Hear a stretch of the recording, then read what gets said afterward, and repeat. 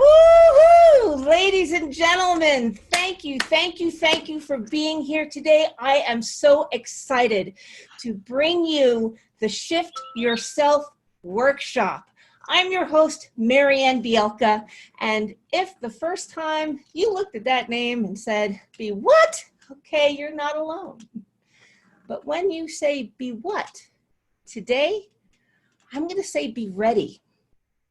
Be ready to shift your mindset to best thrive in the post-COVID-19 world. Who's with me? If you're with me, I want to see you in the chat box. Type, I am in, okay? Just open that chat box and type in, I am in. We are ready to shift our mindset. Yes. And when I say the post-COVID-19 world, do I mean to say I think it's over? That everything goes back to normal? No. 2019 is the pre-COVID-19 world, and we made plans based on assumptions.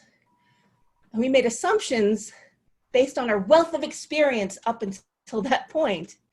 And 2020 changed all of that.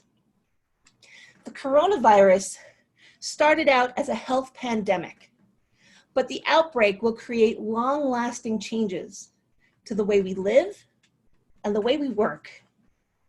Now, there are a lot of opinions as to how we got here and how to reopen safely, and there's a lot of conflict about that right now, and it's polarized us.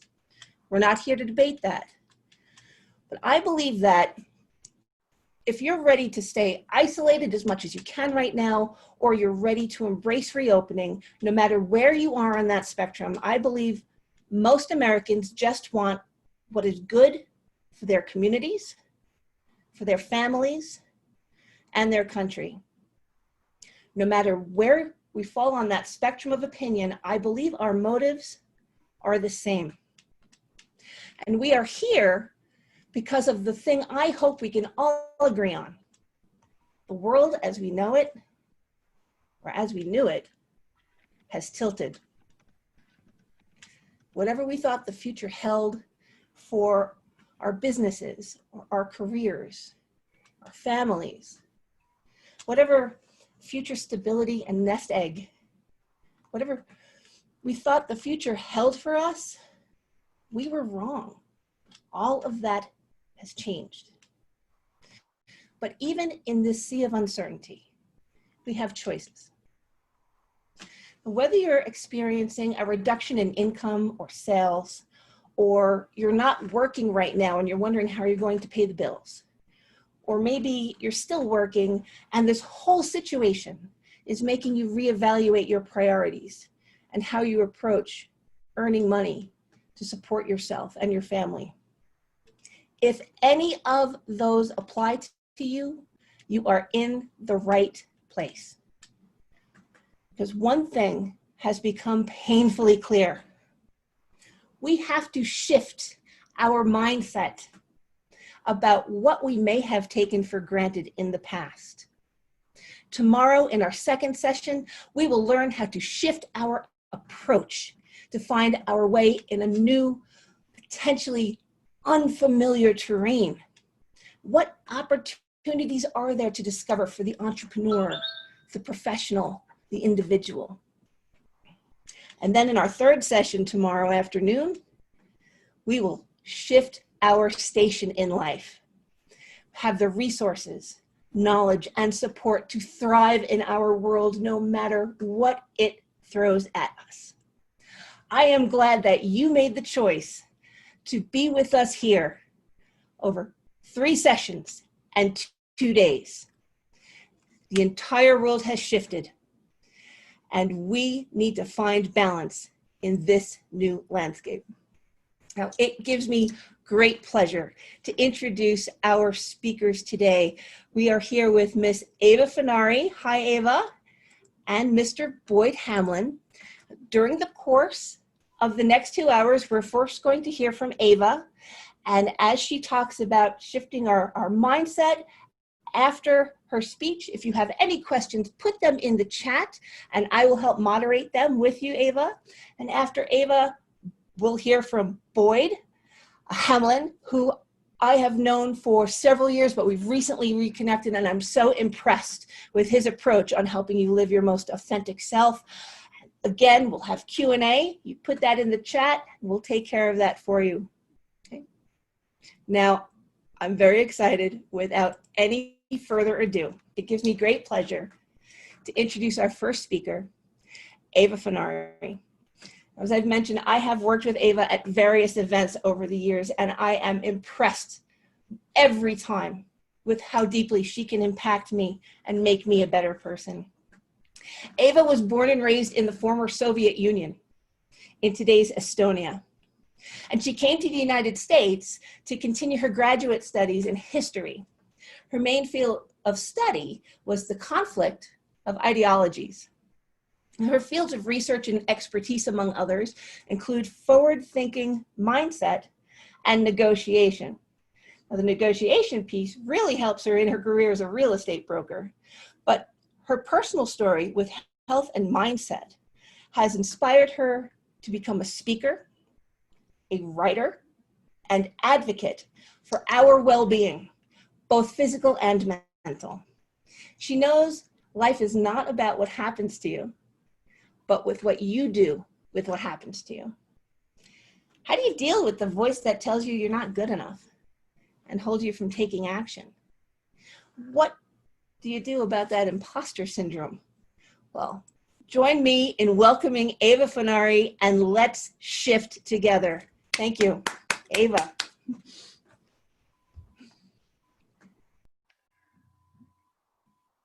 I was listening to the NPR. I think it was yesterday morning. I was going to work. Real estate brokers are essential workers, so I can still go to work. And according to NPR, as of this week, close to 40 million people have applied for unemployment since the middle of March. That is 1 in 5 working Americans. And to top it off, we're also having a mental health crisis in our country right now. In the entire month of April, there were 4 times as many suicides as we usually get in a year. Well, let me correct that. Suicide attempts, not all of them were successful. I don't have the statistics how many were successful. But that's not just financial crisis, that's also mental health crisis. And listen, our physical world is so intertwined with our mental world that they are essentially one and the same. Let's keep that in mind as we go forward, that whatever is happening for our physical world is also happening to our mental world. And that's why the whole topic of mindset, even though it may sound a little tired and a cliche at times, it's so important. Everything in our lives begins with a mindset. Everything physical in our lives at some point has been a thought, has been just a part of a mind somewhere.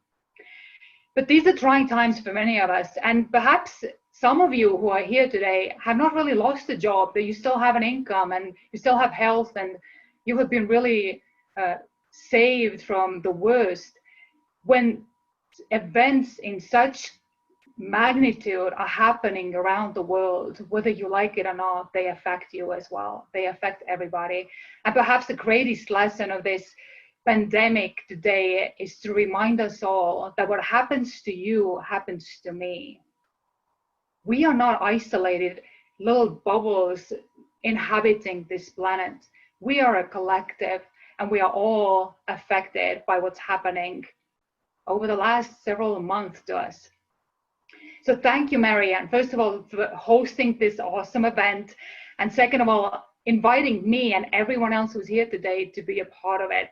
So blessed to be a part of it, and especially to share today's panel or session with Boyd Hamlin.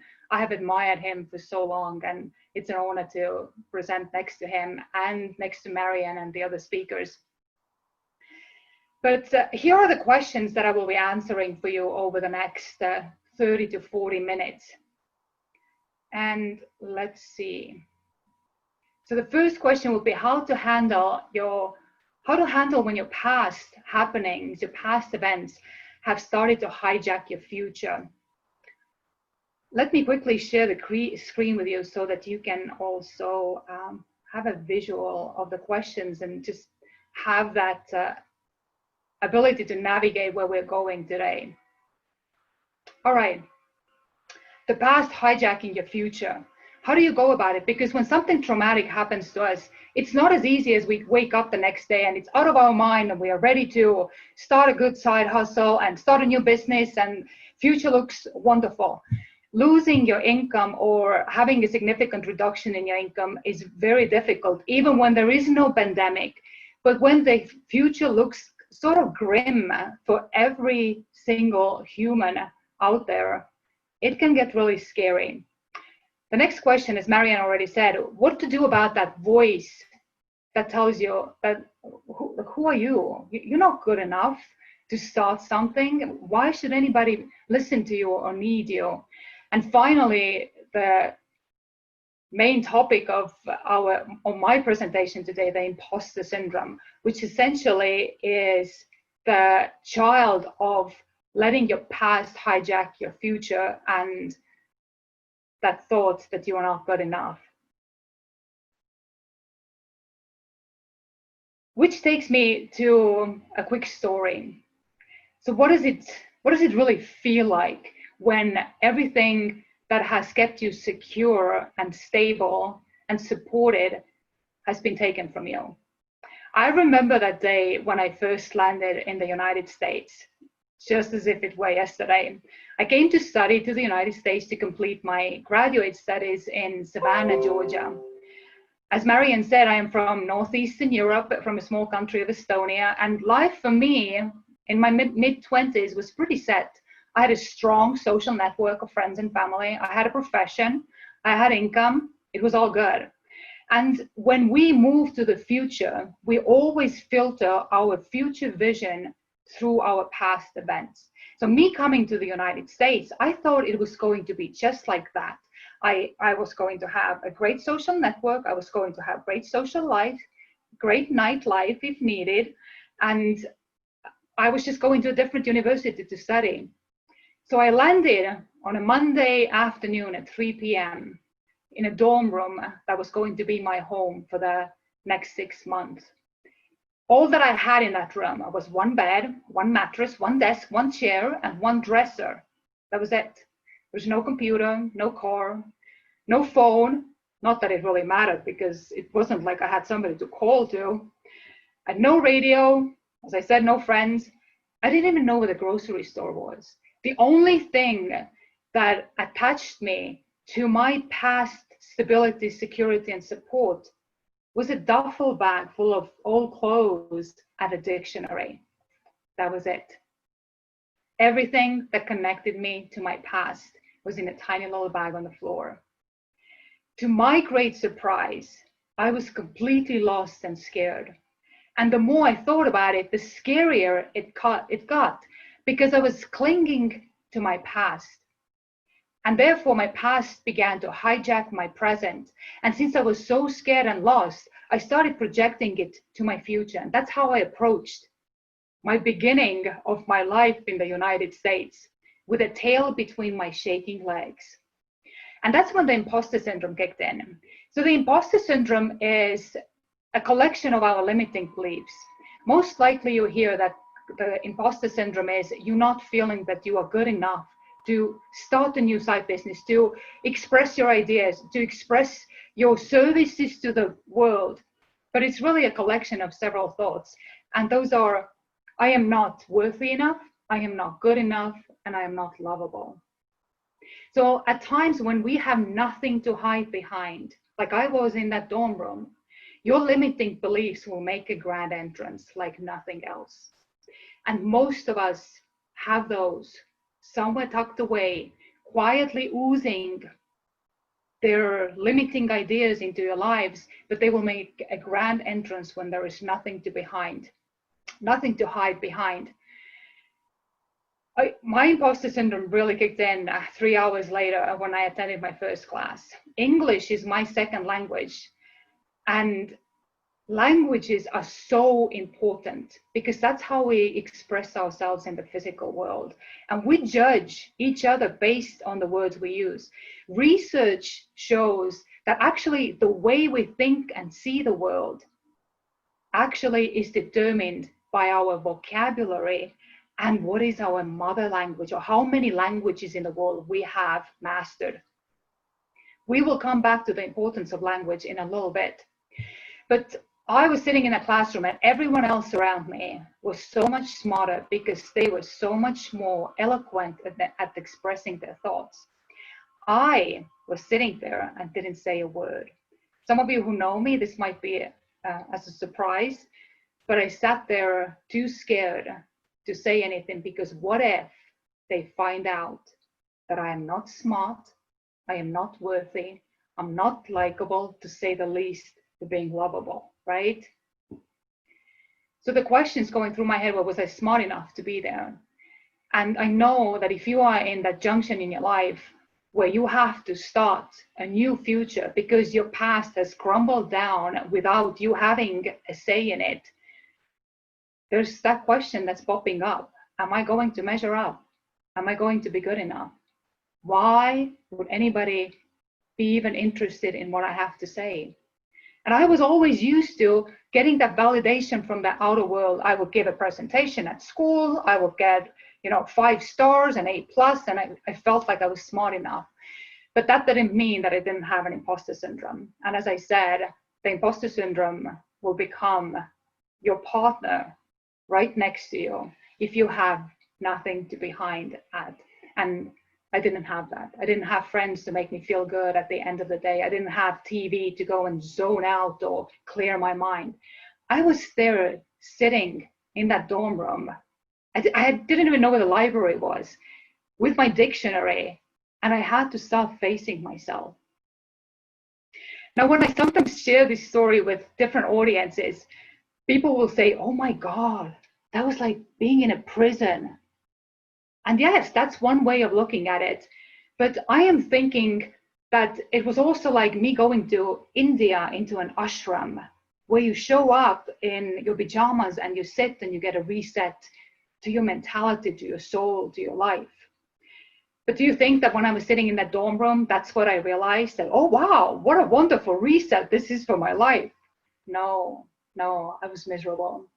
I was miserable. And when you have not had a practice to pay attention to your thought processes and to facing the wounds you carry with you from your childhood, it's a scary place to be when you first have to start looking at them, and when they first make a really strong presence in your life. You with me still? I hope you are. So that all was over 15 years ago. And you might say that, well, Eva, like financially, it doesn't sound like you were struggling. Let me tell you, the whole dorm room aside, which was part of the scholarship, I had $20 a week for food, for hygiene, for entertainment, for anything else that I needed. $20 was, it was difficult. It was really difficult because I love food, and food can be expensive. But, and I had the $20 until the middle of April. Also, being a student, you're not allowed to work. It wasn't as simple as, well, let me go get a job somewhere. And it was tough, and it can be really scary when all of a sudden you find yourself on Wednesday and you don't have any budget left for that week. But that's a whole different story. Let's talk about you here. Maybe you find yourself in a similar situation today, and we don't know how your past has fallen apart at this point. Maybe you've lost an income. Maybe there's a reduction in income. Maybe there is a diagnosis that's affecting you. And I know that this whole mini conference here is not about our health, but it can significantly affect our income and our mental state as well. Or maybe you have lost a relationship. Being together at home, that will bring out the idiosyncrasies between you and your friends and your partners like nothing else. Wherever you are, just know that as of right now, it's time to begin to move beyond that fear that you're feeling. And there's a reason why you are in this particular event with us. There's something that is going to touch you and your well-being and your life that will help you move forward. So pay attention to that one wonderful piece of nugget that will make a difference in your life. But let's talk about why we get stuck in the past and how we can move forward from being stuck and letting our past hijack us. So we love to know what's coming in the future. And the way, as I said earlier, the way we predict to ourselves our future is based on our past events. Predicting our future is so important to us that, globally speaking, future predictions is a multi-billion-dollar industry. But if our past dictates our present and future, then when that past falls apart, it gives us that sense that our future is falling apart as well, because that's how we see our future. And we create this fear-based mindset. Yet it's the unpredictability of future that hides the best opportunities for us. So the first takeaway is learn to embrace the unknown. Leave your future open to this energetic space out there that gives permission, that gives you permission to receive the best opportunities available to you. We cannot control the future. Even though we desperately want to know what's coming ahead to make us feel safe, we cannot do it. But the best we can do for our mental health is to leave the future open to the best opportunities that can possibly come your way. Get excited about it. And the way to get excited about it and to begin to move past the fear is to begin to take action. We have this wonderful blessing today, Mr. Boyd Hamlin, who will be talking about taking action when you are stuck in that fear and worried about your future and dwelling in the past. Why did it happen? How did it happen? Why did it happen differently? But often the best things in life are right on the other side of fear. The fear in our lives, or that imposter syndrome, or the fear that is really attached to the imposter syndrome, that I'm not good enough, that what I want to do or where I want to step next is a scary place. Those roots are really in our childhood. By the time we are 5 years old, we have heard the word no for 40,000 times and the word yes about 5,000 times. So we are not born with that limiting belief that we are not enough. It's the contrary. We are born knowing that we have basically superpowers to be and do anything we want to do in life. But think about it. During the time when we start coming to our own consciousness and when we start developing our self-awareness, we start getting this question from the adults around us. So who do you want to be when you grow up? What do you want to be? And then we say, as kids, we say what we want to be. I want to be a chef or a gardener. And then we get this. Oh, you can do that as a hobby because there's really not a lot of money in it. So now we already are getting this implant of judgment that our heart's desire, what would really bring joy and excitement to our lives, is somehow not good enough. Or maybe you were the really motivated kind and dreamt big. I want to be the president of the United States of America. And then you got this, oh, what are the chances? You should be more pragmatic. Again, not enough. Even though the dream is good enough, you are not enough to catch that dream, right? Maybe you said you wanted to be a scientist and then you heard that, well, you actually would have to be good at sciences or math, right?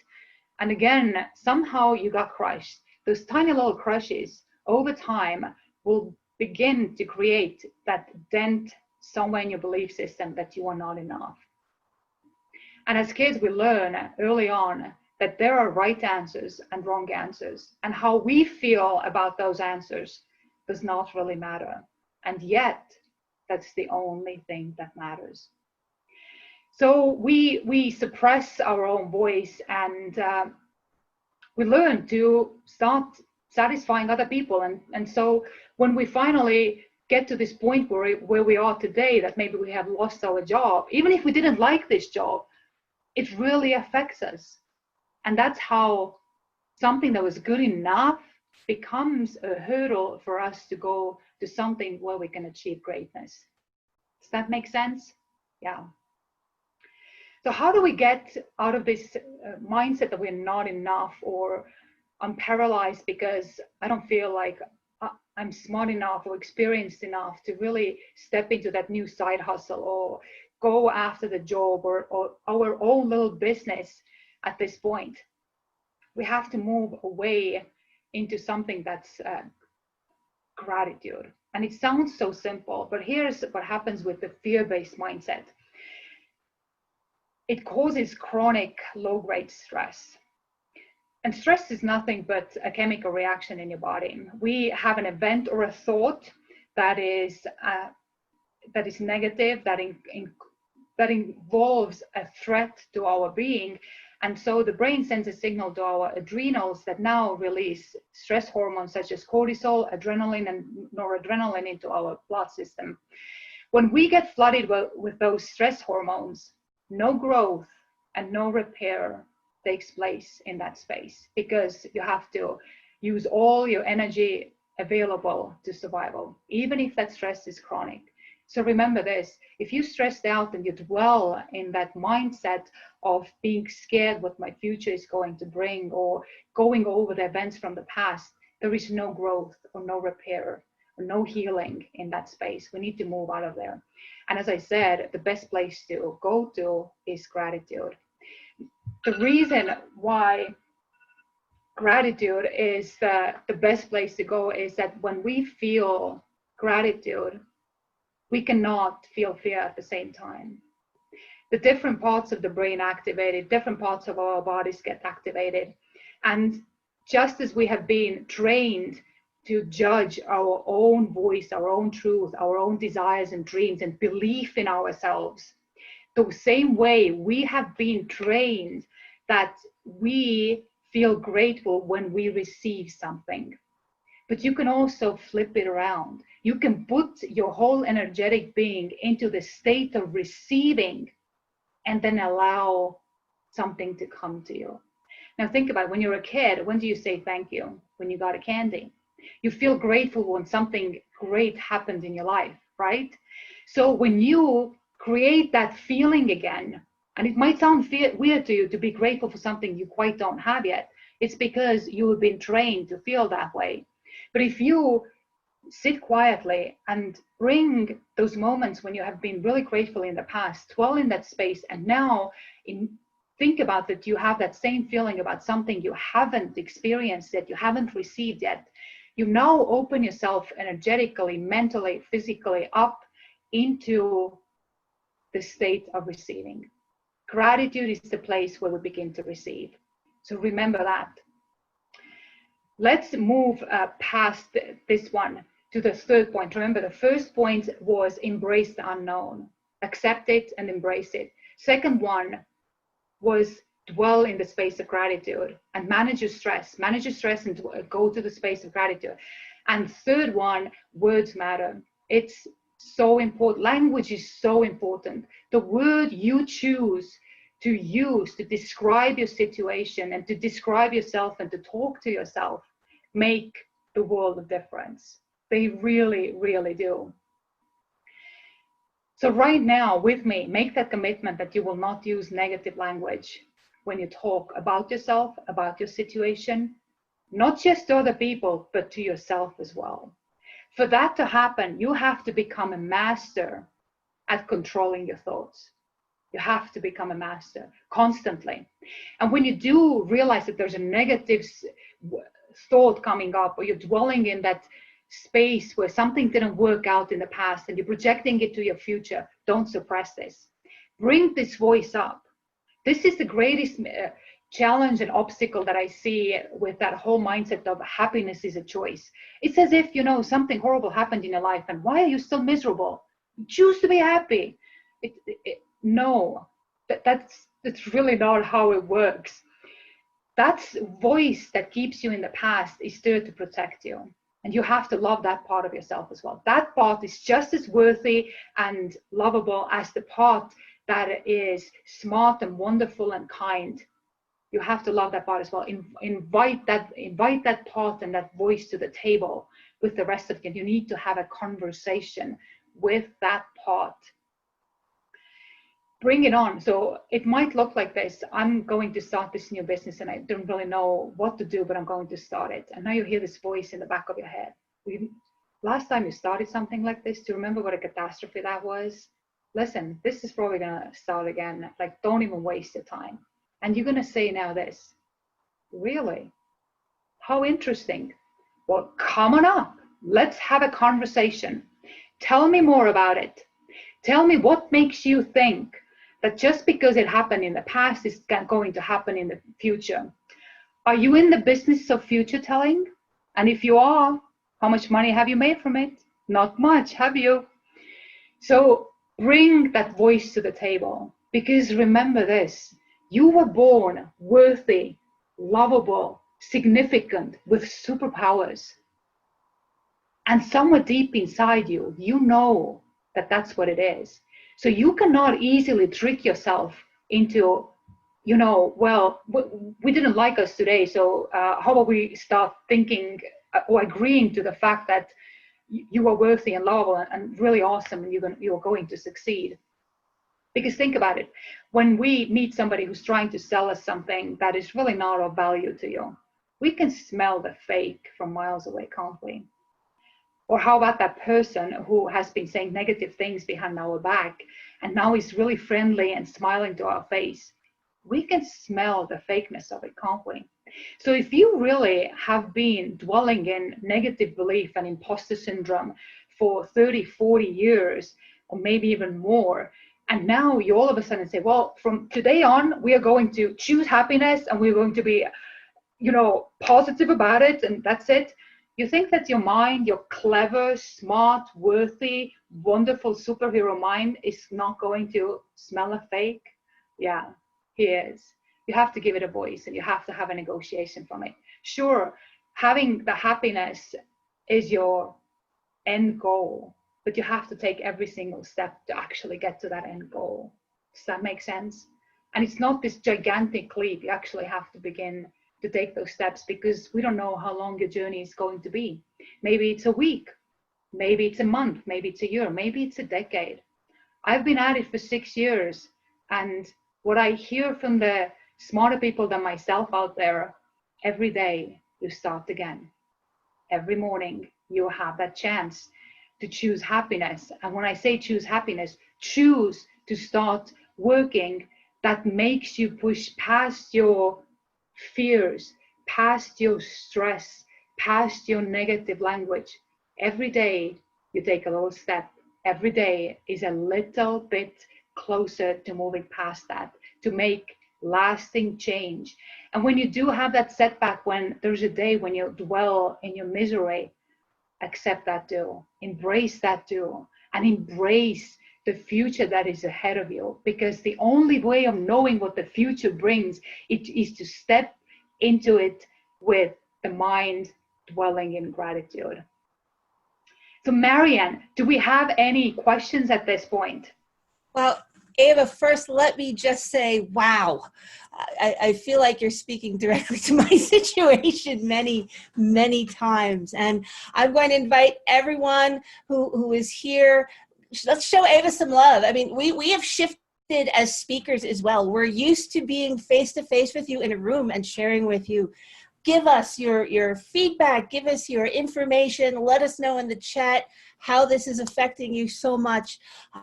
One thing that you said, Ava, really resonated with me, and it was that we are not isolated. And yet, in the past 2.5 months, we have felt so very, very isolated. How can that affect that inner voice that tells us we're not good enough? What should we do to address that feeling, everything that you described, when we don't have that positive influence from others around us? Yes, so and this is taking us to a very deep place, Marianne. The answers are always within us. So it's wonderful if we have the support group around us and we have somebody who gives us the A+, the 5, the golden star to make us feel better.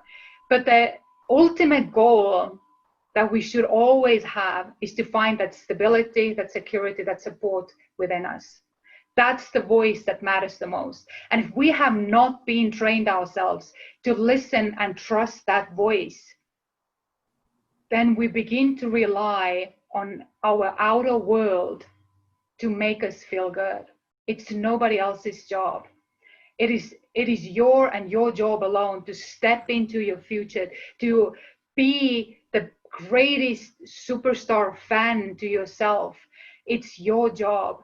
And as long as we dwell in that space that we want to have that world to support us, it's going to pull us back into a place where we feel unstable. We open ourselves up to the fear mindset over and over and over again. And when I was landed on that in that dorm room, everything I could possibly hide behind was taken away from me. And today I realize what a wonderful opportunity that is. And just so you know, that if you don't see your situation right now as an opportunity, it's because you haven't reached the other side yet. But everything that happens in your life is a blessing. Everything. It's not even in disguise. It's never in disguise. It's right in your face. But right now, you might not be able to see it this way. But just tell yourself, well, I'm considering of willing to see it this way at some point today, maybe tomorrow, but I'm willing to begin to make that shift. And it always is, you're right where you need to be.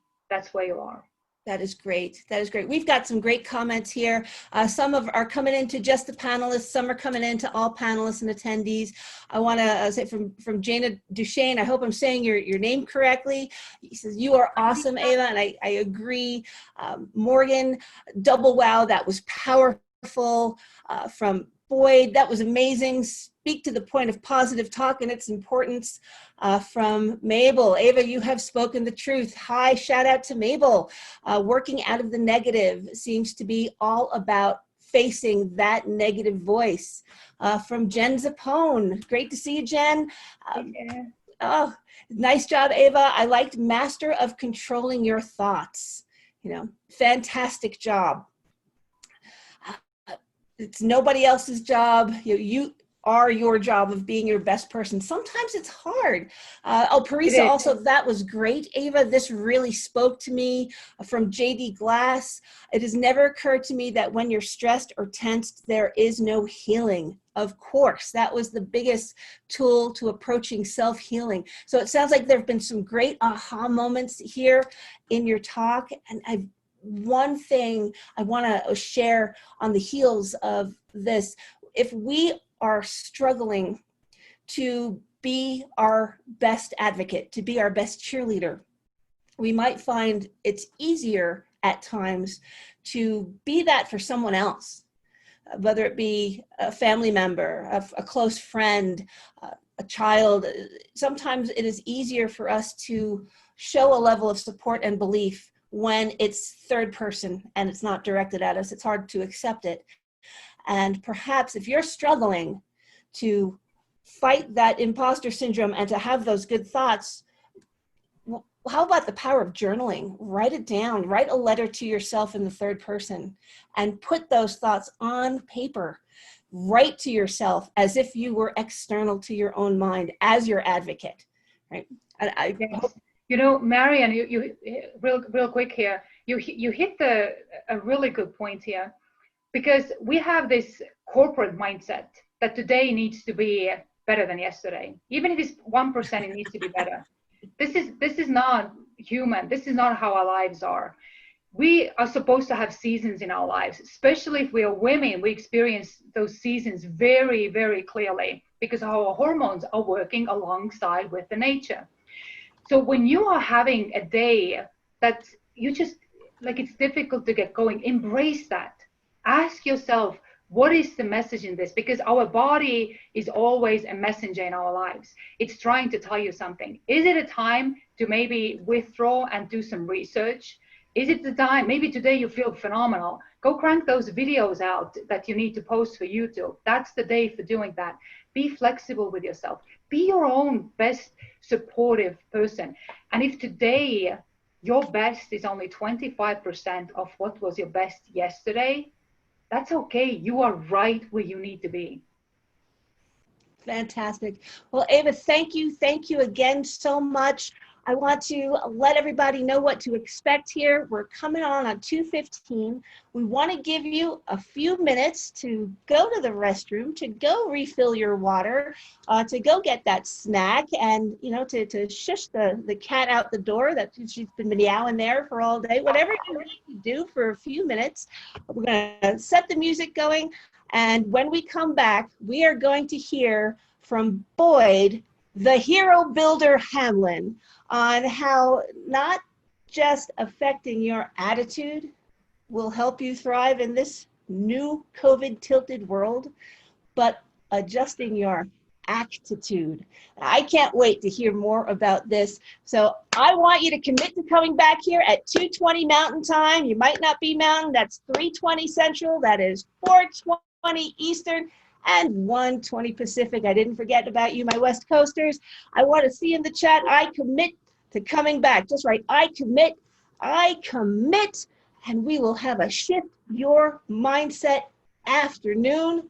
Can't wait to see you back here at 2:20.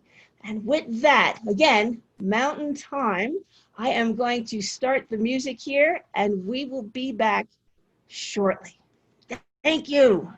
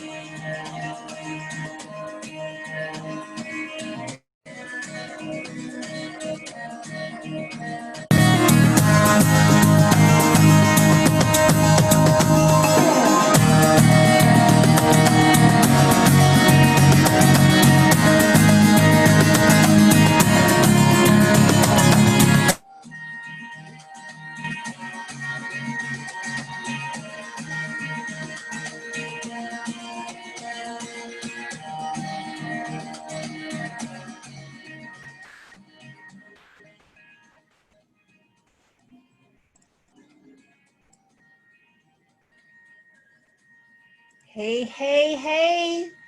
We are back. Welcome back to Shift Your Mindset. So excited that you are here. This is the first thing of this nature that I have had the honor of hosting. I am beyond honored to have Boyd Hamlin here with us for this second portion of Shift Your Mindset. And let me tell you a little bit about Boyd.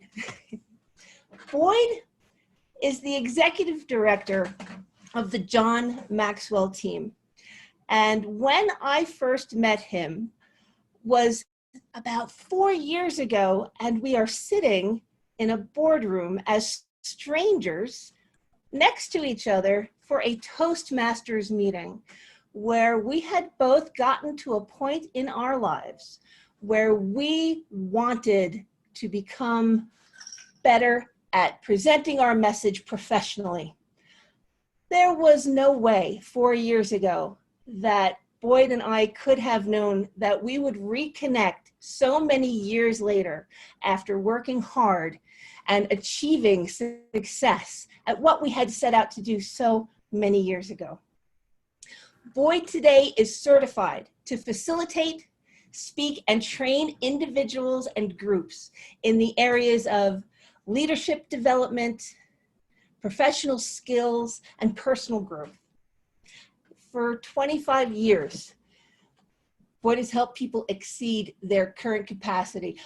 Have you worked at something specific for 25 years? You are an expert when you have applied your skills for that long. And he has accomplished this by encouraging, equipping, and empowering people to be the best version of themselves that they can be. He's going to help you say yes to living your potential and help you build the determination and the discipline to get you where you want to go.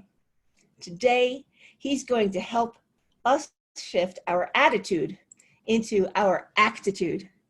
Please help me. Welcome, Mr. Boyd Hamlin, the hero builder. Woohoo!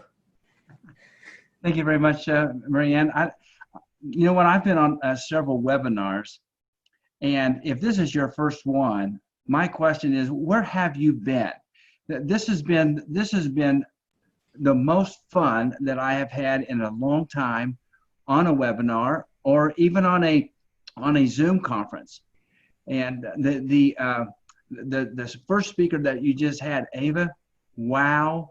If you did not take notes and you were listening in and watching and you weren't taking notes, go back and take notes on her. I've got a page here of notes just from that presentation that she made. And what is so great about presentations like hers is that it is authentic and it's real, based off of experience in life, not just knowledge she found in a book. And that is just very, very big deal to me. And in moving off of what we heard from Ava just a minute ago and into some of the things that I will present to you, I will just say a few things. First, in the chat, I put a circle of 5, some questions that I asked when you brought up journaling a while ago. And these are some questions that I ask myself daily and weekly in my own journal, just to make sure, am I moving forward or am I settling and staying put with where I am?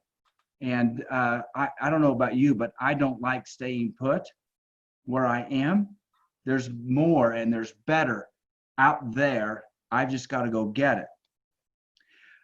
With the introduction to what we're going to talk about today, and shifting. What a great platform this is in shifting not just our mindset, but all the other things that we have to shift in this experience that we're in. A lot of people have removed one letter from that word, and that's what they're doing right now. You know what? But we're not going to be that. We're not going to be those people. We're going to rise above, and we're going to be the phoenix in this situation. We are not, as Mariana said, we are not going to return back to a normal. There is no normal that we're going to return back to. And I'll ask a question at the beginning here. Was your normal that you had experienced previous to all of this, was it really that good? Why would you want to go back to that in the first place? What we are going to experience in our movement forward is not a new normal either. It's the new now. It's the new right now. And what are we going to do to embrace the change that is in front of us right now? One of the phrases that one of my mentors has said often, has written in several books, and I really agree with this statement, is that everything worthwhile is uphill. And one of the things that we want to address is what are those worthwhile endeavors that we have to grab hold of, and what are those things that we no longer need to hang on to in our uphill climb? Where are we going to go? What's keeping us from getting there? What's keeping us from going the places and experiencing the life that we have out in front of us? And I really, really like a lot of the things that Ava did say. And one of the big keys for me was when she talked about the word stressed. Right now, this is an opportunity for us to get stressed out if we allow ourselves. But it is also an opportunity for us, instead of being stressed out, it's an opportunity for us to be stretched out, stretched forward into the new us, the new circumstances, the new situations that we might find ourselves in. And I came across a quote, and I want to give you that quote in just a second, but Marianne, you said the hero builder person. I had written a program, a character growth program for schools called the Hero Builder. And one of the lines in there is not just for kids, it's also for us. And that is, there is a hero in you for the world to see. Everything that we heard from Ava, everything you'll hear from me, is all going to focus on looking inward so that we can move forward and take on the challenges ahead of us in the outside world. That's going to be a big deal, something really to hang on to. But Joyce Myers said this: do not be afraid of change, because it is leading you to a brand new beginning. I want to experience that brand new beginning. I don't know about you, about other folks, if they want to put in the chat. Yes, I'm like a kid in a candy store too, but I like to experience the new things. I don't want to be left out. I want to experience that new stuff. I don't want to be left behind. And with that, I'll go into some thoughts that I have about this actitude, and I'll get into that word for us here just very quickly. With what is in front of us right now, we can either become bitter or we can become better. And I want to make that shift to become better.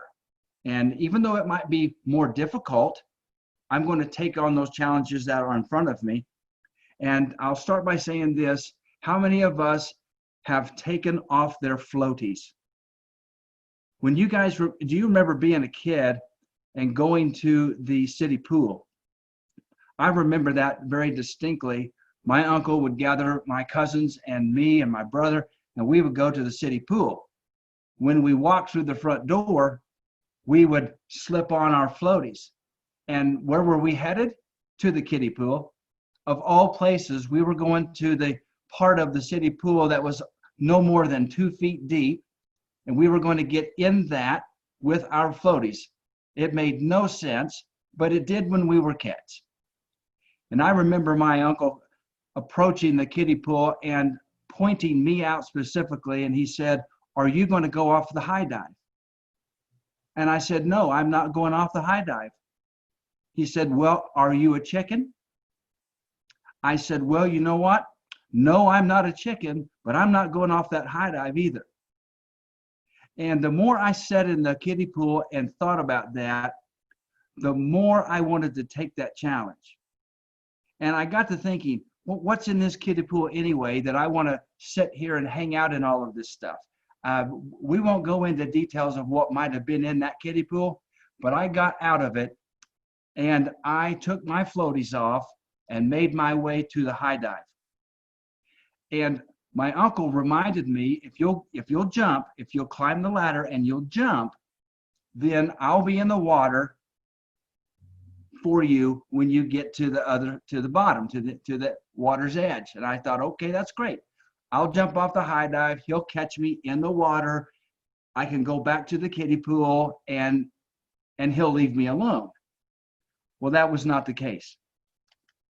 About the fourth or fifth rung up that ladder, I decided maybe I don't really want to do this. And I was going to put myself in reverse and go back down the ladder. And all of a sudden, there's 5, 6, 7 kids piling up in the line behind me. And I thought, I can't chicken out now. I have got to do this.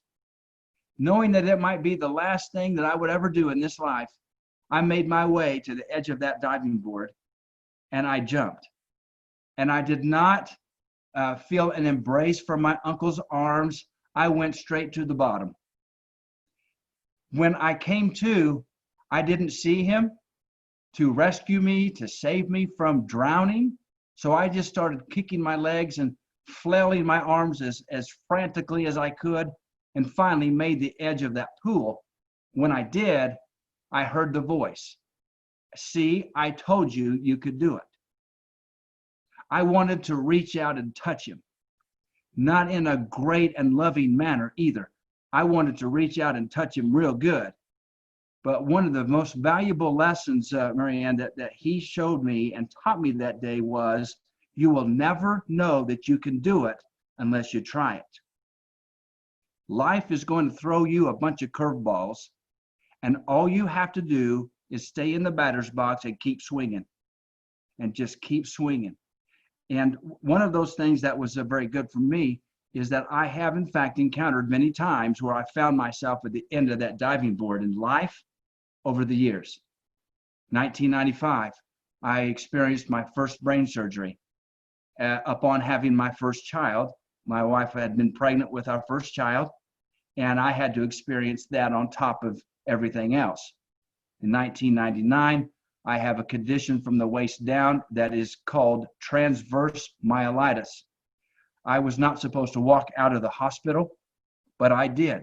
I was determined to take on even that challenge, and I did that. I started a business a couple of years ago, just for myself as a speaker, trainer, and coach, and to make my services available to other people. And in the process of that, right in the middle of it, this is before this coronavirus even hit us.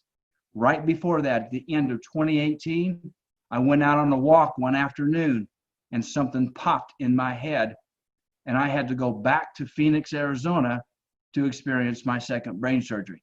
It was, in fact, one of those life and death situations, and I knew that something might not be the same once I came out of that surgery, but I knew that I would have to embrace it and make the most of it.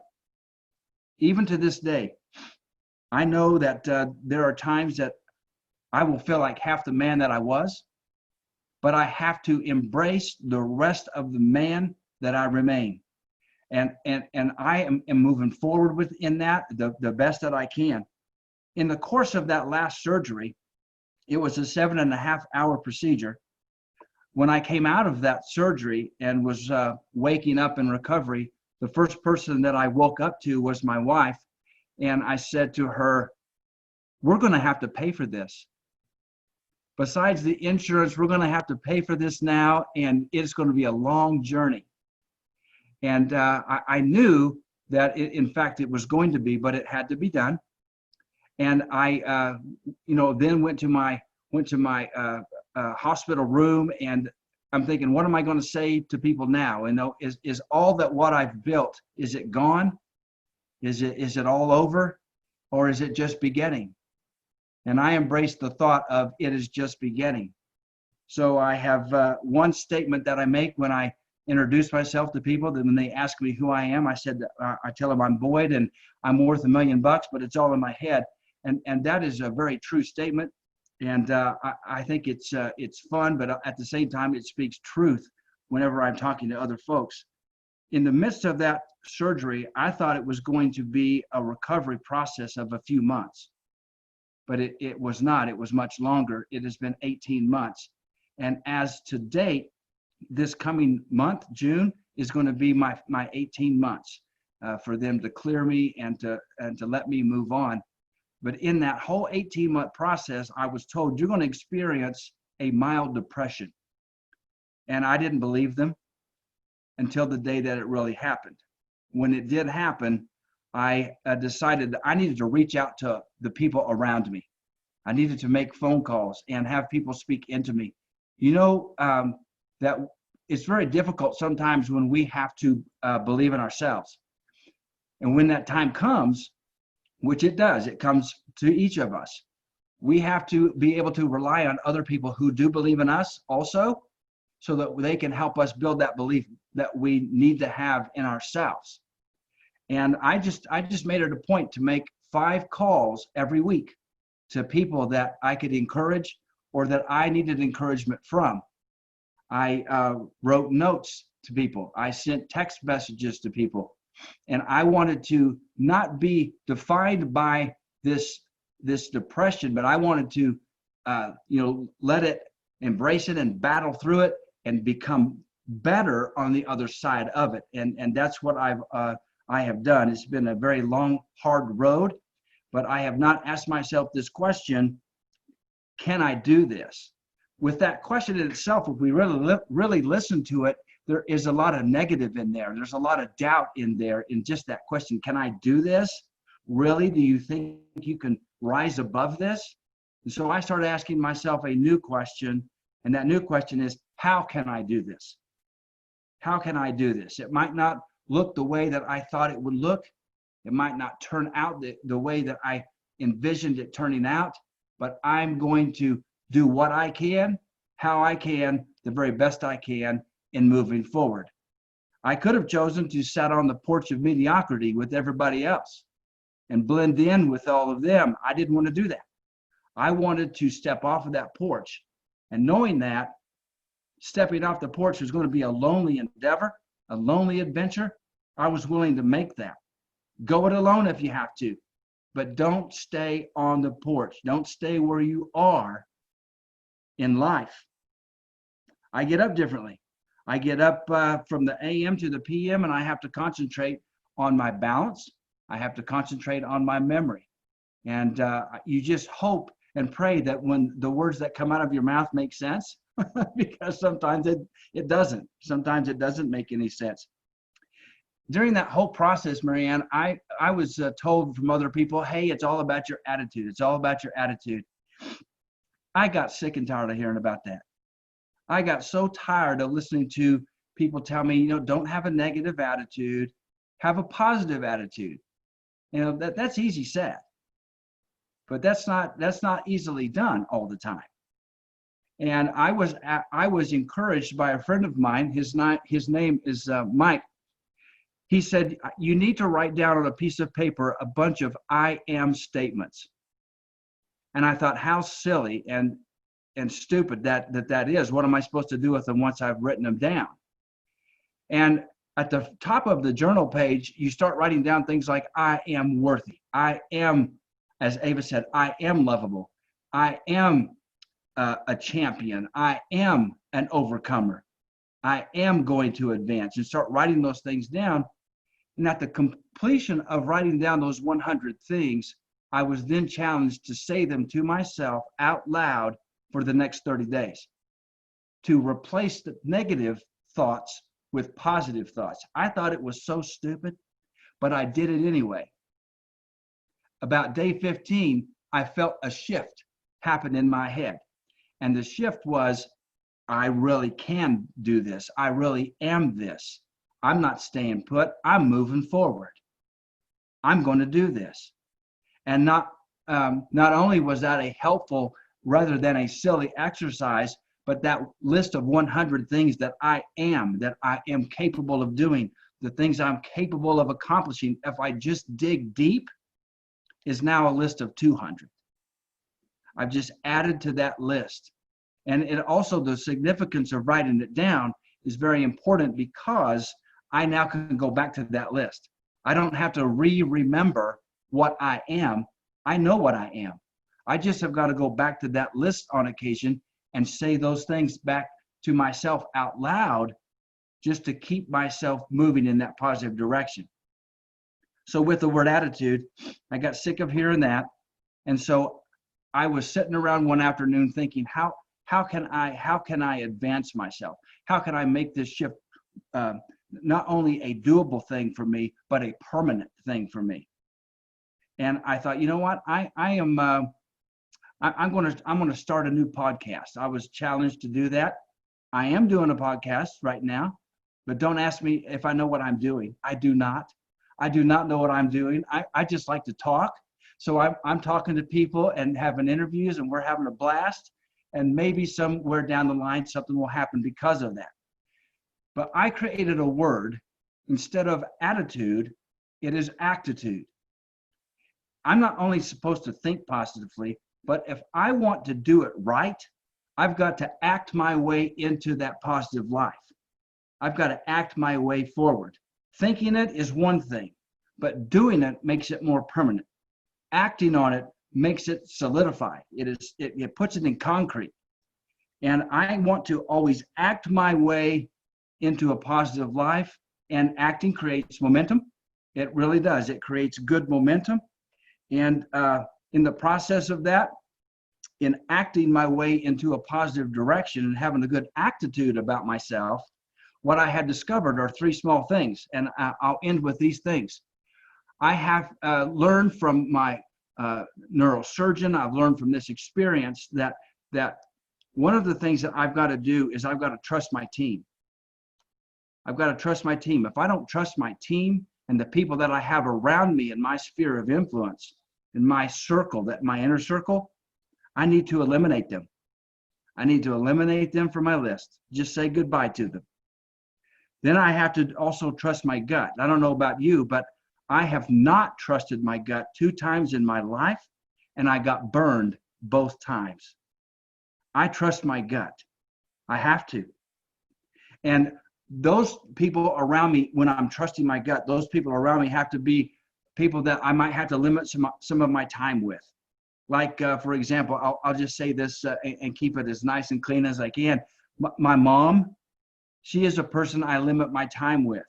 I'm going to give you some of my time, but I'm not going to give you a large part of my time because you are a nice person. I love her dearly, and she speaks encouragement into me, but she's not the person that I want to be around that's going to launch me towards my new tomorrow. And so, you know, when people say this is the last and final thing of the 3, trust your team, trust your gut, trust the process. You remember when people around always say trust the process? I was trusting processes that I was getting defeated by. And so I just made a shift in that one phrase. I'm not going to trust the process anymore. I'm going to trust my process. You're going to trust your process and align yourself with people that's going to help get you where you want to go. And this place that you have created, this online space for us to come together and to say, we're not going to let you stay on the porch of mediocrity. We're not going to let you be defeated by your past thoughts. We're going to help you move forward into your future with positive thoughts and with positive actions that will lead to a positive life in the end for you. And that's what I hope that this has done for those on the call, on the Zoom listening, those who are hopefully taking down some great notes. And I really hope too, Marianne, this is not the last time that we get to be together. This is fantastic that you are providing this for us out here today. Boyd, thank you so very much. Let's hear it for Boyd. I would like you to put in the chat again, we have shifted as speakers. We are not in a room with you. We cannot see the expressions on your face as we strive to share and give of ourselves in service. We would love to hear what you have to say. And I see that some messages are going to come in for just the panelists, and some messages will come in shared with panelists and all participants. But what I'm seeing here is some feedback of that was powerful. And that's from JD Glass, who I would like to give a shout out to JD Glass as the artist for the graphics for the Shift Yourself workshop. Shift your mindset, shift your approach, and shift your station. So 3 cheers to you. Thank you for your support in this, JD Glass. Athena Christodolos, it's nice to have a positive circle, and I had to trust God to finally understand that I don't need to be perfect, but do his will. Thank you, Boyd and Ava, for sharing of yourselves. Now, don't go away. There's more coming back. Ava's coming back. We're going to have some discussion. I hear from Muncie Hansen. Muncie, fantastic service that you give as well. Muncie, I have worked with her. She helps people who are learning how to read, people who are illiterate, maybe English is a second language, to get the skills that they need to succeed in these times. Muncie says to you, Boyd, these are inspiring life stories. Thank you. I'm worth $1 million in my head too. Love, love, love hearing that. From Mabel Orndorff, thanks, Boyd. Trusting my team, trusting my gut, and trusting my process. You know, there's something that you said that really struck home with me, especially in the last few weeks where we haven't been able to enjoy the social interaction. And sure, there is the digital meeting that we've all, I think at this point, experienced both professionally and socially here, but it's still not the same as being able to give someone a hug or an embrace or to smell their perfume. And what you had said is you're giving 5 calls every week in your healing process in order to reach out and have that support system. And in the last 2 months, I have been blessed to be on the receiving end and paying it forward of sending mail to people I have not reached out to, with a handwritten card, with maybe a packet of seeds or some catnip, just the strange little thing that can fit into a mail slot. Here's some tea that I think you might like, to get in the mail, to have that sense of, I am not alone. Even those who are isolating in their houses, perhaps with family they're not close to, might feel very, very alone if they're not the only ones in the room. Oh, yeah. Can I add something to that as well? Is this acting my way into a positive life is an everyday thing. And I also have a little phrase that I told my boys. I've told my boys are grown. They're 24 and 22. But one of the things that really drove a lot of our relationship was a little equation called observations equal opportunities. And I had to really embrace that for myself too. Recently, my wife, at her job, she'll text me a shopping list and say, go to the store. And I had to remind her this last time, you know what, you do know that I am high risk.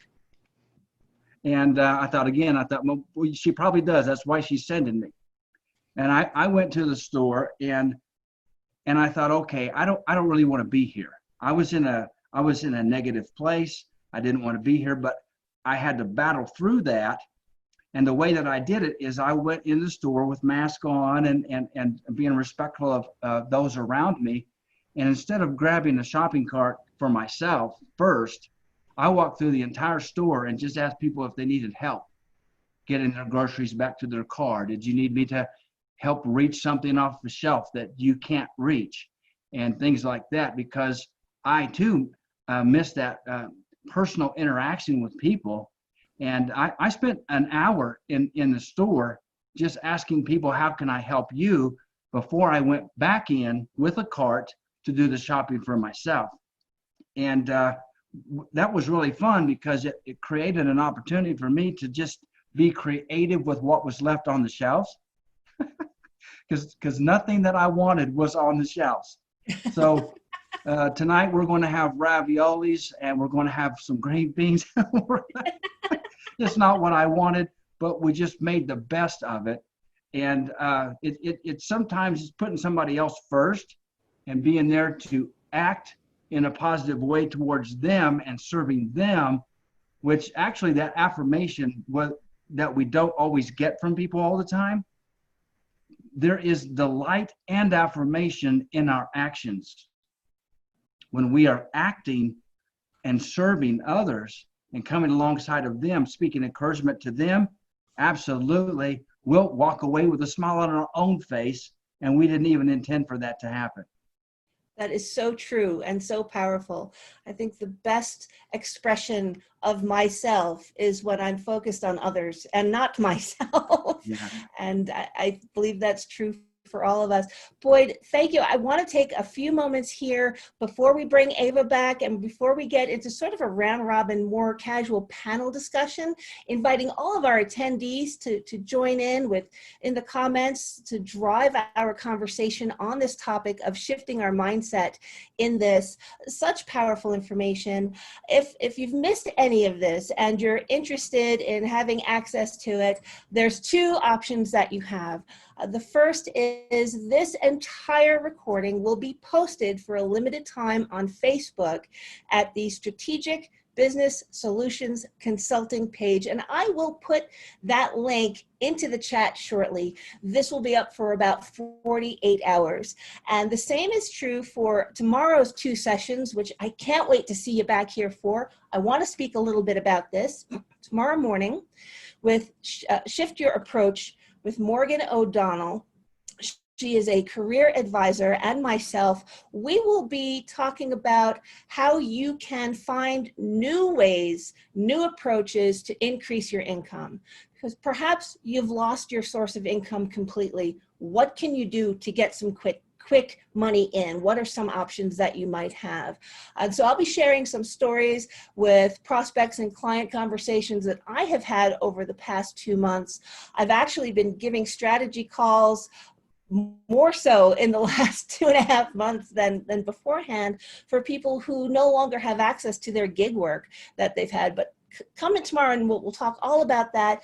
How about training yourself for something different? Maybe it's time, and this has really made it hit home, for you to do what you've wanted to do instead of what you've been doing. How are ways that you can, in this environment and with limited resources and with fierce competition, position yourself to thrive ahead of that competition?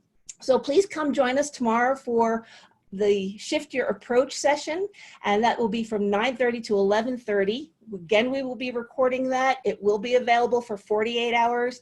And then in the afternoon, 1:30 to 3, I'm thrilled to bring in Erica Yoakum, and we will be talking about shifting your station. Once we have our mindset in place, and thank you to Ava and Boyd, this has been so powerful.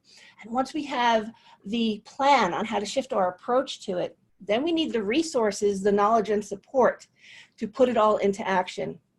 And perhaps we want to up our game and become or improve our independent contractor presence, or start our own business, or improve our careers. What do we need in place to shift our station?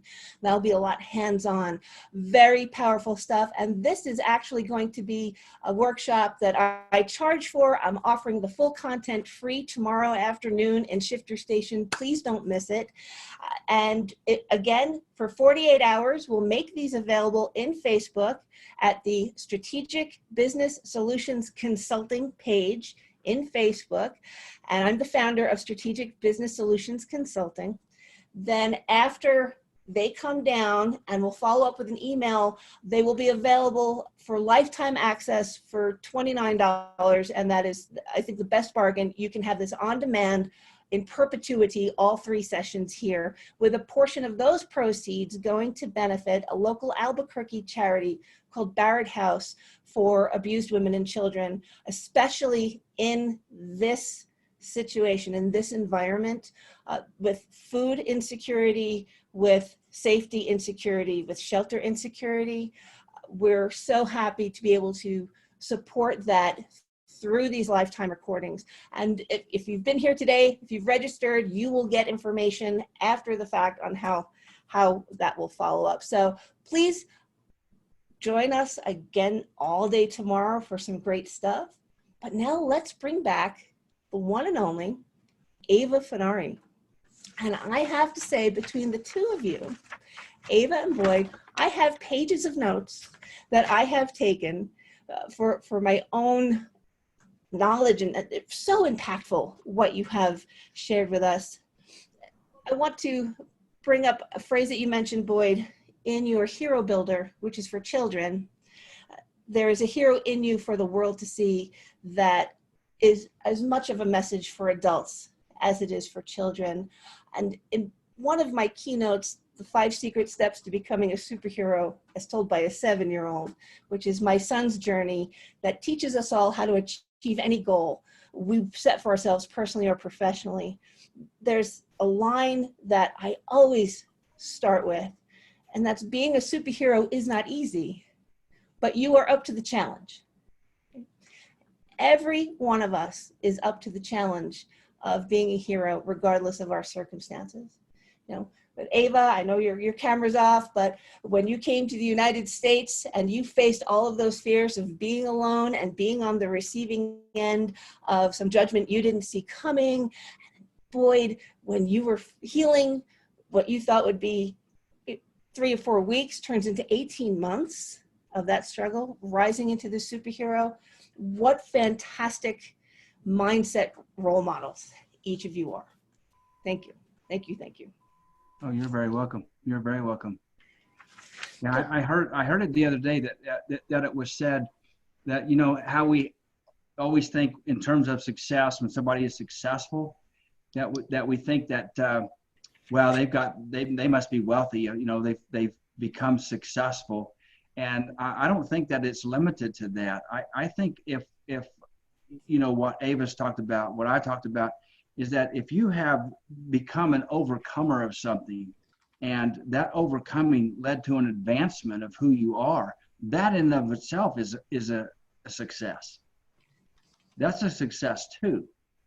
And I think we sell ourselves short sometimes in not thinking of it in those terms.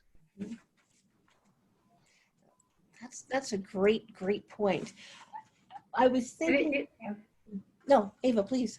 Yes, and I think often we think also that when somebody is kind and makes an effort, or at least seems to be seeing the positive side of life, that's just the way they were born. No, it's work behind it.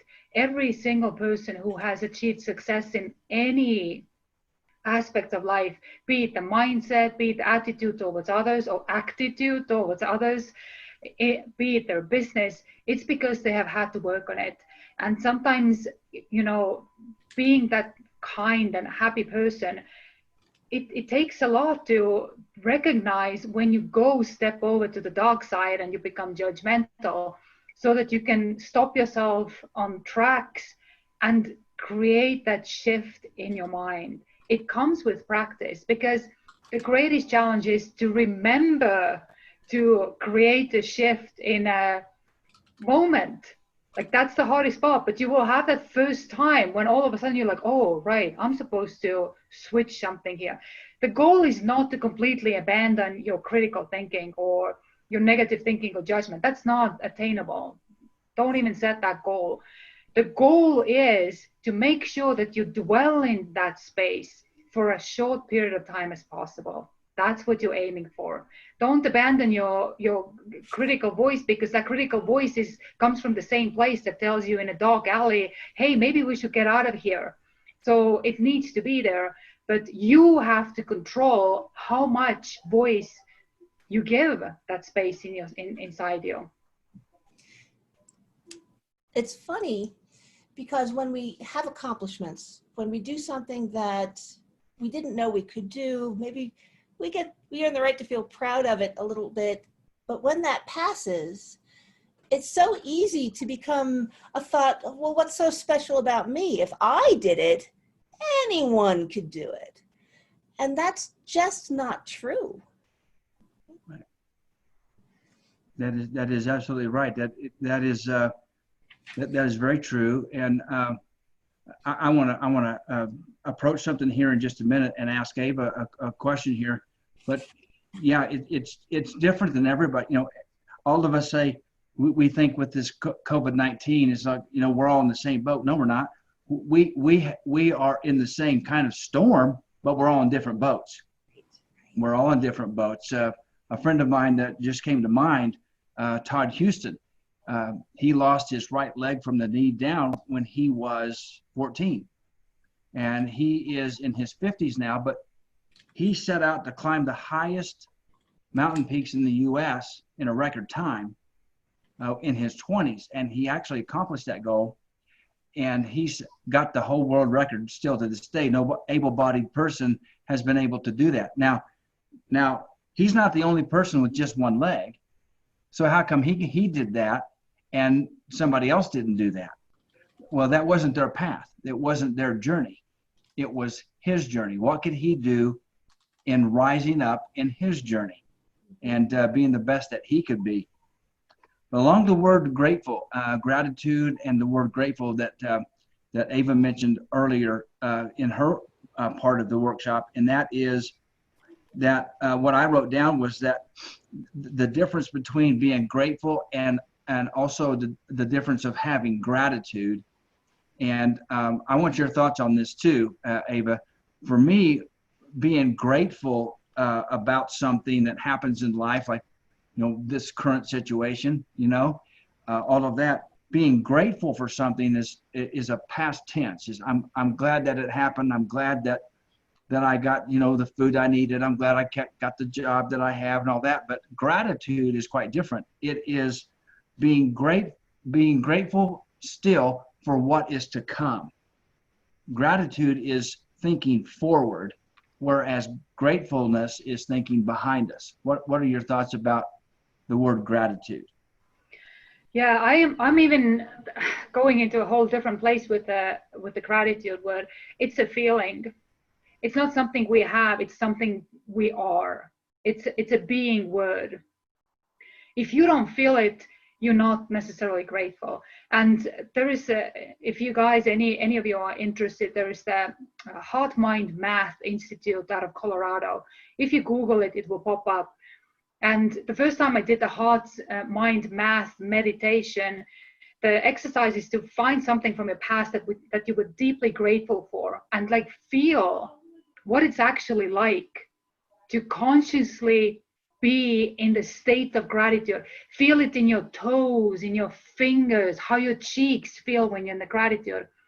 And let me tell you, I did it together with 1,200 other people. Half the audience was in tears, like they had never consciously told or recognized that feeling when we are in gratitude, and then dwell in it. Because often we get something, we're super excited, and then it goes away and we move on with our lives. But we have those powerful minds, and we can create and recreate that state of gratitude whenever we like. And it's possible to stay in that state for 30 to 40 minutes. But can you imagine if every day for 30 to 40 minutes, and you don't have to do it in one sitting, you can do it 10-minute increments. If you sat in gratitude 10 minutes every day, in the middle of the day, you give your body a moment to repair itself and to go into the growth mindset. Because we have in lab conditions, we are able to actually measure gratitude. What starts happening is that your heart will start beating really rhythmically. Your energy from your body that is otherwise in the limbs because you're getting ready to run away, or if you eat a lot, it's in your digestive tract, the energy will start raising into your brain and into the parts of brain that are responsible for your creativity. So if you create that situation where you sit down, you go back in the past and think about that one moment when you were so grateful. You set yourself a timer. I need a timer. I know that because I know that my mind will come in 2 minutes later. Well, we should go do dishes. No, we're not going to do dishes. We're going to be dwelling in gratitude here. And can you imagine what are the possibilities that can start opening for you? So the research shows that if you do it 4 days, 10 minutes a day, the difference that you have done in your heart space, in your brain space, and to your immune system, talking about pandemic here, you will have 50% more of immunoglobulins in your blood. And those are tiny little soldiers that help you fight illnesses. Like, how significant is this? I think it's beyond measure. And then when you sit in that space of gratitude from the past, now you bring in something you want to be grateful in the future. And you bring that into that energetic space where you're feeling gratitude. And now you're starting to manifest the future that you actually want to step into. Yeah, thank you for that. That's very brilliant and really good thoughts on that. Marianne, can I ask you a question? Please. One of the things that that I know when I see the word shift, and of course, you know, there's always shiftings in life. I've had many just myself. But when we're shifting, how intentional do we need to be in making that shift happen? That is an excellent question. And let me first explain where the phrase comes from. The term shift yourself is actually an English phrase. It's an idiom that means step up your game or hustle.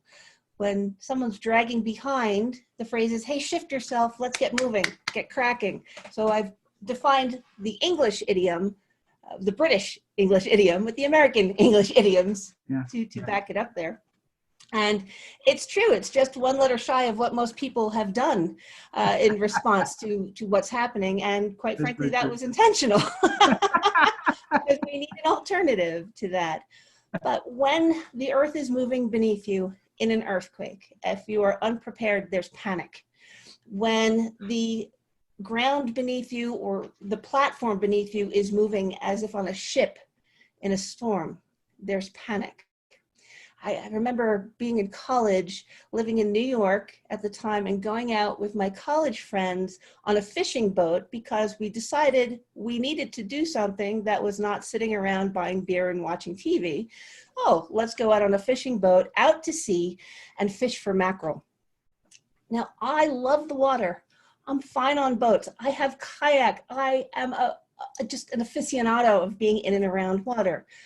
I did not know that the ocean was capable of 12-foot waves, although they're called swells when you're out that far away and can no longer see the shore. We caught a lot of mackerel, but 12-foot swells caused the boat to rock in ways where I was fearful for my life when I wasn't fearful for my physical stomach leaving my body. And everyone was holding on to poles, just waiting for us to get back to shore. There were 3 people out of the 100 on board who were fine. 2 of them were the crew of 5, to give you an idea of how bad the swells were. 3 of them still fell ill. And one of them was a buddy of mine from college, Mitch, and he kept saying, oh, you doing all right? You can eat that? Can I take your fish? And he just, in our face, where we're all green and seasick and nauseous because we couldn't accommodate and have our sea legs with the shifting beneath us. Now that's a lesson. It takes practice and attitude and reaction time in order to survive and thrive in a situation that is just designed to throw us off balance with this. Yes. Here, it's not as tangible. It doesn't manifest in our bodies as physically immediately. But as you've mentioned, the thoughts creep in and can affect us physically. If we don't ensure we have healthy thoughts and thoughts geared toward growth, thoughts geared toward realigning ourselves to what's possible. Yeah. If we're so focused to holding on in fear, then we can't embrace the new. No, that's good. That's very good. It takes time. It takes time, and you have to be patient. Just like Boyd said, you have to trust your process, not somebody else's process, not how somebody else is going through this, the way you go through this. This pandemic will be over. Maybe in August, maybe in January, maybe in 2 years. My aunt is a astrologist, and her circle includes many witches of the north. She said it's 2023 when we start anew, and I was like, well, that's not going to work for me. But even if it's 2023, there will be another time when our ship is going to be shaking. Yeah. Right. Today is just as good as 10 years from now to begin working on training your mind to keep you afloat, and not just afloat, but grounded. there is this book that I really like. It's called Fearless at Work. And in a way, it's a scary book because it says there that at the end of the day, we are born alone, and we live alone, and we die alone, in the sense that answers are all within us. Our sense of security and support needs to come from within. That's when we find our happiness and our freedom. Well, because that's what we really want in life. We want to be free, don't we? And so, like, those are really, you know, important qualities, our freedom and sense of security. But that coming from us, in this book, the author says, you, at any given moment, you have a choice whether you're going to be a flag or whether you're going to be a flagpole.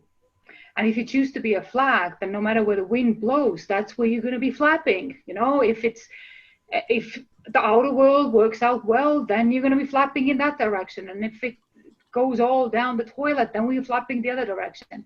So make up that mind in your head who you are going to be. And again, every single morning you start anew.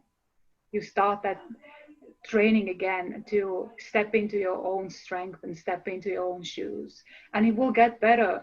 Marianne and Boyd have shared some personal stories, and if we talk about finances and shift in the sense of side hustle, when the economy came crashing down in 2008 and 2009, I had one tiny little kid and I was pregnant with the other one, and it got to the point where my husband and I, we had depleted our savings. And I remember that day when we were sitting in our office going over the bills and finances, and it was clear that we can barely make the mortgage, and not even that. And we had no money left over for food. We had to borrow money for food.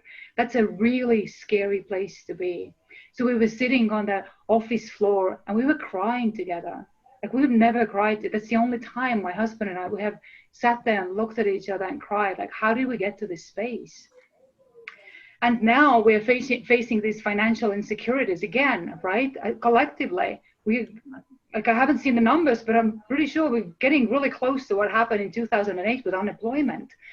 And when now our main income a couple of weeks ago just vanished, we are in a very different place. But that's because the work has happened. Like, I have practiced myself into creating that place in my world that if these insecurities hit again, come what may, we're going to be fine. Like, we're going to be fine because I say so. Oh yeah, that's very good. Do we have time for me to toss one more thing out there? We sure do. We're on 3:15. We have about 10 more minutes before we wrap this up. I do want to invite all of our guests and attendees to please use the chat. We want to know, how has this situation gotten you off balance? Join in to this conversation and let's hear what specifically has affected you with this. For me, it's having a preteen in the house 24/7. Oh my goodness. I thought I had squirrel syndrome. No, but when he comes in and, hey, mom, I want to show you something, I want to go. Look at that. But let's see, Mabel saying unemployment is at 14.6 now. I think it was about 10% in 2009, and this is closer to 1929, the Great Depression. It's true. We are seeing, I can do without the word unprecedented. I'm going to file that next to pivot when in 2023. I don't think I'll ever use those again, I hope, after this. But Boyd. Yeah, no. Just listening to Ava's discussion just a minute ago, just not only is it fun to listen to what wisdom is there and what's coming out of her and of yourself, but also not just listening, but it's also, what does it make me think about? What does that make me think into? And all this stuff that was shared from Ava today and the time that we've spent together, what I would really hate to see is that this word procrastination comes to mind for anyone who is listening and in on the shift that's happening today. And what comes to mind, of course, John Maxwell has a book called Intentional Living. And in that book, one of the things that he says is that we act small, but we think big. Just small acts. We don't have to have it all figured out today, but you have to start today. And there was a challenge that was given to me probably 6 years ago. I've been trying to start a business, and of course, in the process of that 6 years, this happened and this happens. Life happens. Life happens. You know, maybe we need to get a bumper sticker created that says "Shift happens" and include that letter F in there. That shift is happening for me. But I was challenged with this idea of thinking about what I needed to do and repeat that to myself. What I need to do tomorrow. Repeat that to myself 50 times before I went to bed. The term "do it now." So if I know I've got to do something, I would say to myself before I went to bed that night, "Do it now, do it now, do it now," 50 times before I went to bed. And when that thought entered my mind in the morning, this is what I have to do today, rather than putting it off, I repeat again to myself 50 times, "Do it now, do it now, do it now," until I get it done. And again, even though it is simple, the results can be very profound if I just would do it now. And on this stuff about positive self-talk, acting in a positive direction, and shifting, making those shifts intentionally to move forward, yeah, do it now. You know, instead of after we get off of this webinar, you know, I'll do it tomorrow. No. Do it right after you get off this webinar. Start doing it then, because if you don't, you never will.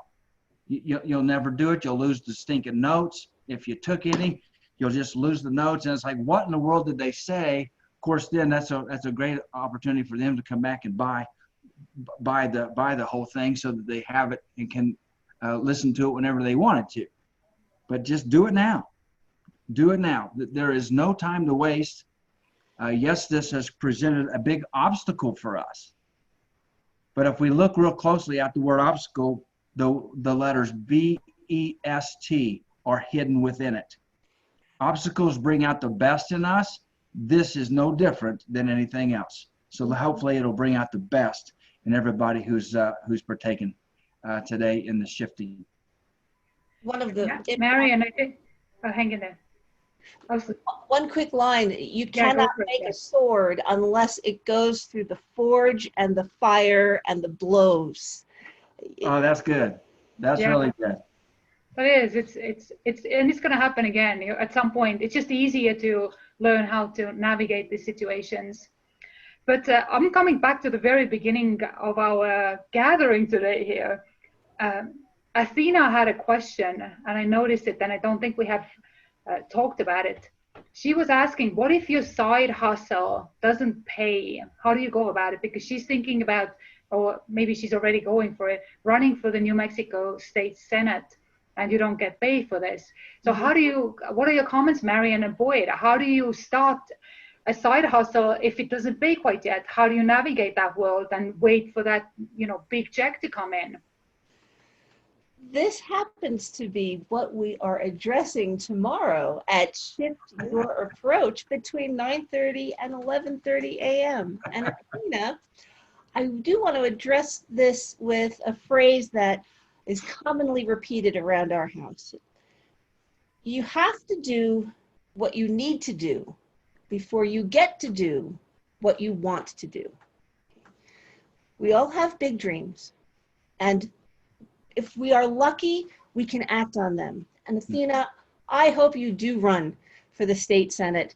It's true, it's an unpaid position.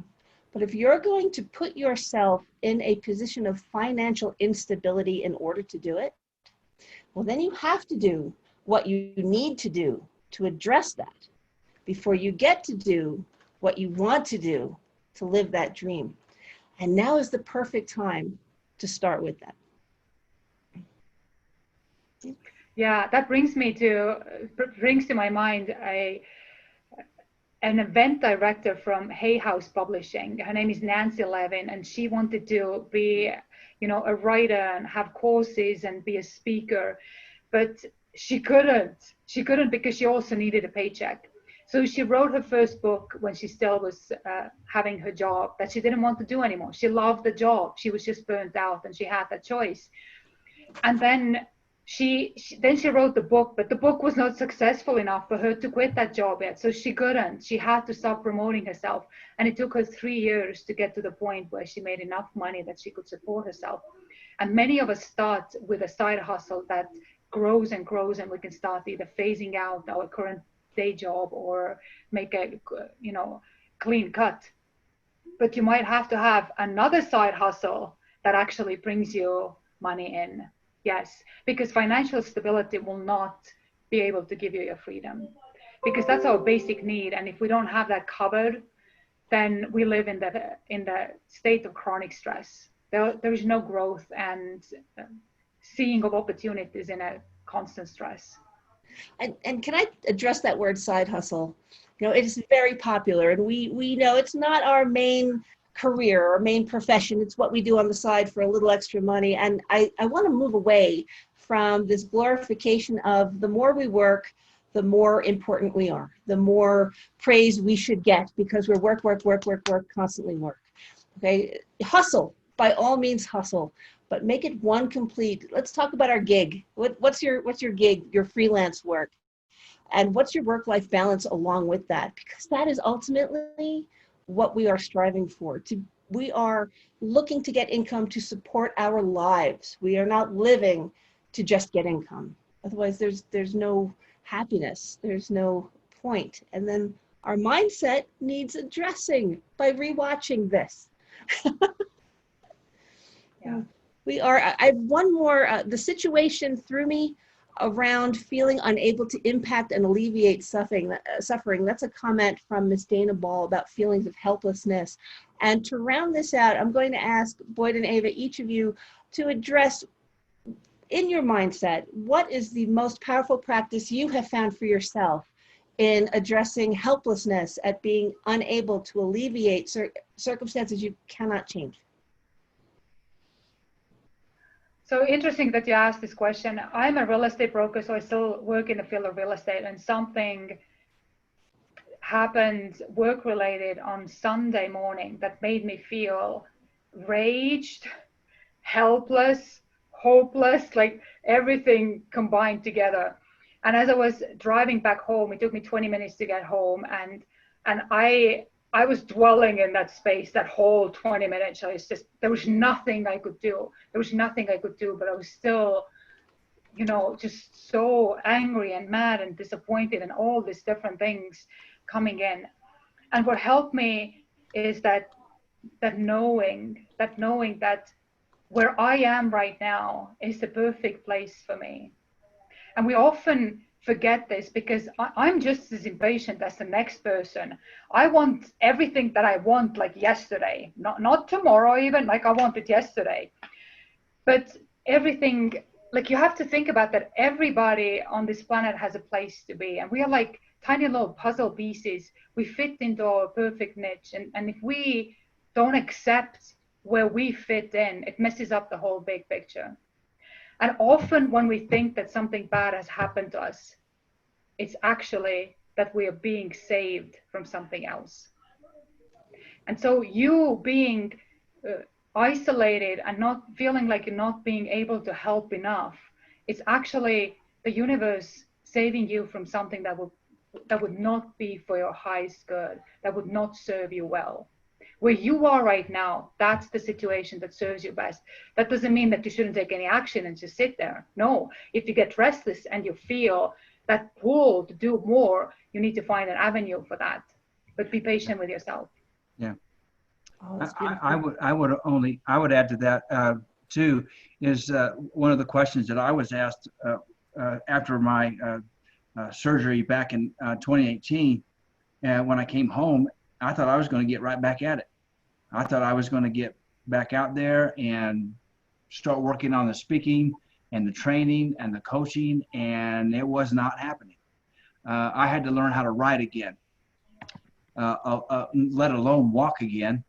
I had to learn how to speak again because I had a slurry speech that happened because of this problem that was in my brain.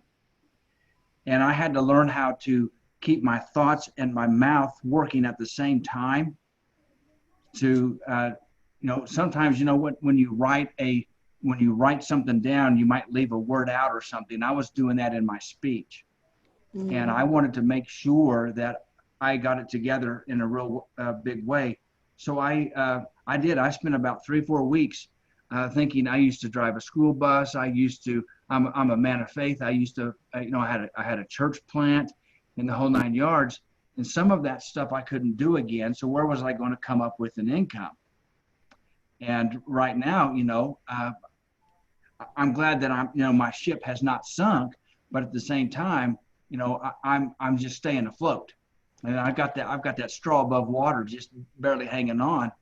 And one of the things that I have had to do was I had to ask myself the question that was given to me from a friend. Maybe this didn't happen to you, but maybe this just happened for you. And it has given me an opportunity to really look inside and see really what I'm made of, so that when I am able to re-enter things the way that I want to, that I can do that a more strong, confident, and courageous person, rather than the limited self-belief that I had in my former self. And I don't know how true this is. It has not been for me, but one of the things that I have heard said before: do the thing you love and money will follow. That's right. And in the process of that, we still have to do, as Ava said, we still have to do something that is bringing in that financial side of things, so that we can do what we enjoy doing and what have you. But patience is another big word that I do not like, but I'm having to experience for myself right now. It's just being patient with this whole process of things. And even the unemployment stuff that people get to experience right now. Hey, you go in and you submit these forms and you get unemployment. Well, there was a part of that was extended to me as a self-employed individual.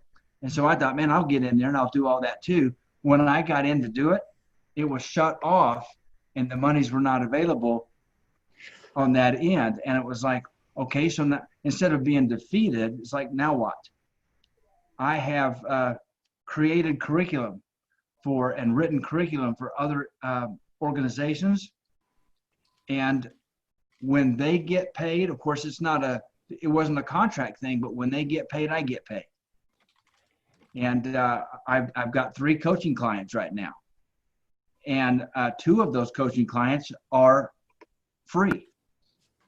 But I have been receiving more gifts that I've received this last year than I did in income. And it's all coming together. You know what?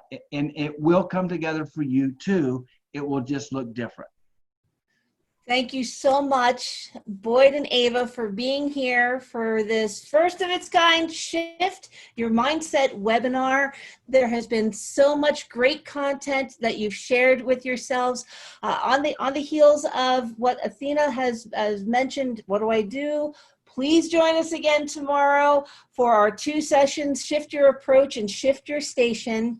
We will have the videos up on Facebook, and if you've been here today, you will get an email on how to access them for a replay. They'll be up for about 48 hours and then available for lifetime access at $29. A portion of those proceeds, again, going for Barrett House in Albuquerque to help support battered women with children who are suffering with food insecurity, safety insecurity during the COVID pandemic. I wasn't going to make this offer. I am going to because of Athena's comments. If you'd like a 20-minute strategy session, you can reach me at shiftmystrategy.com. Just go in, fill out that application, and we will set up a call at some point in the next week when I've recovered from these whirlwind 2 days of high energy, shifting ourselves in the COVID-19 landscape. So thank you again. Boyd, Ava, thank you for joining us. I look forward to seeing you at 9:30 sharp tomorrow morning, where we're going to continue to learn how to thrive in this tilted world.